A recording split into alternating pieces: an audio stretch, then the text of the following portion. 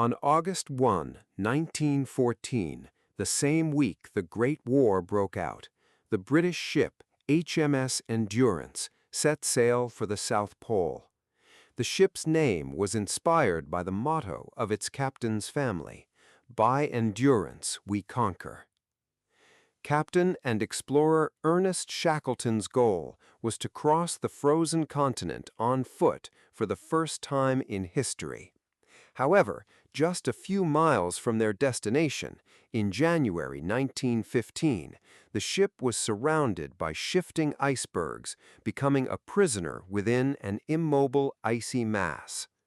At that time, there was no radio coverage in those regions, and when this happened, the world knew nothing of their plight. The men lived on the besieged ship for months until October 1915, when the immense pressure of the ice began to slowly crush the ship's wooden hull. It was then that Shackleton issued his historic order: "Abandon ship at once."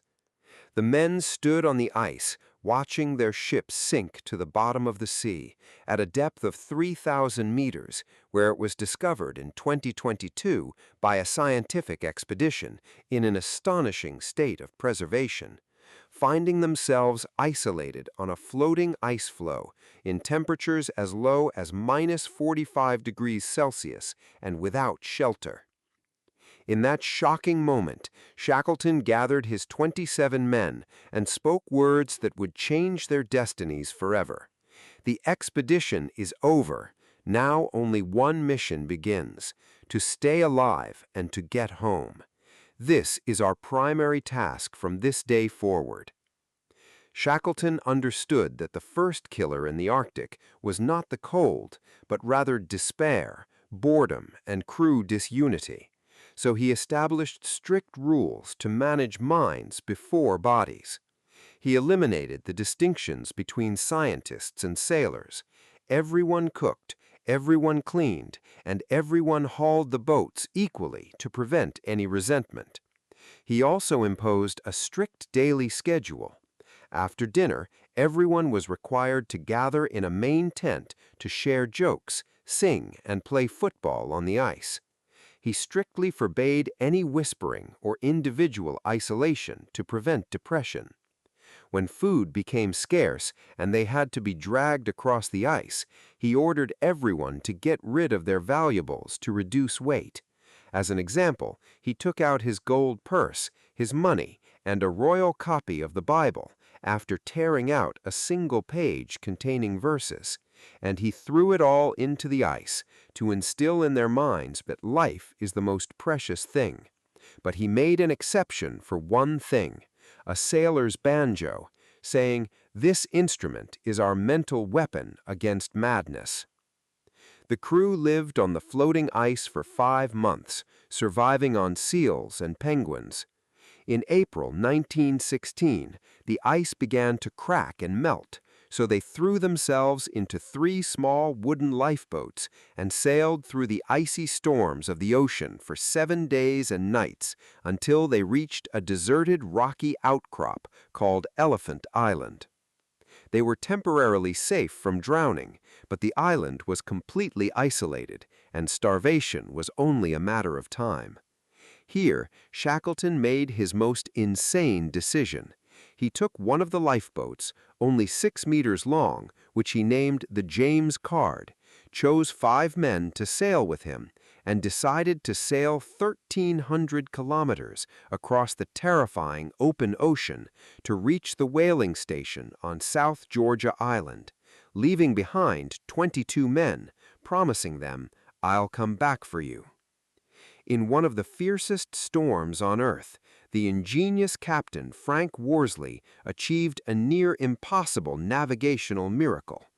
Using a sextant, he navigated the boat with pinpoint accuracy through waves as high as 20 meters, guided by the sun through the thick clouds.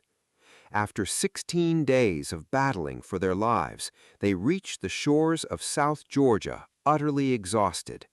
but the boat landed on the uninhabited side of the island, and they had to cross its towering, unexplored icebergs on foot without any equipment, relying only on a rope, a carpenter's hammer, and small screws they screwed into their boots to prevent slipping.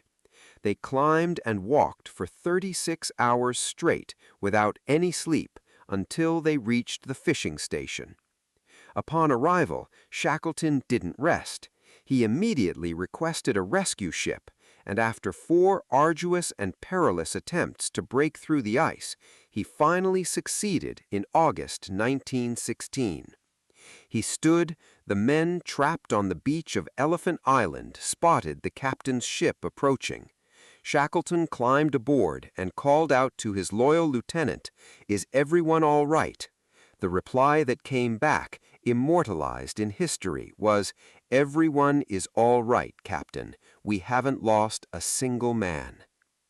This legend has taught the world a profound historical lesson, one that is now taught at leading business schools worldwide, such as Harvard, as a prime example of leadership in times of crisis.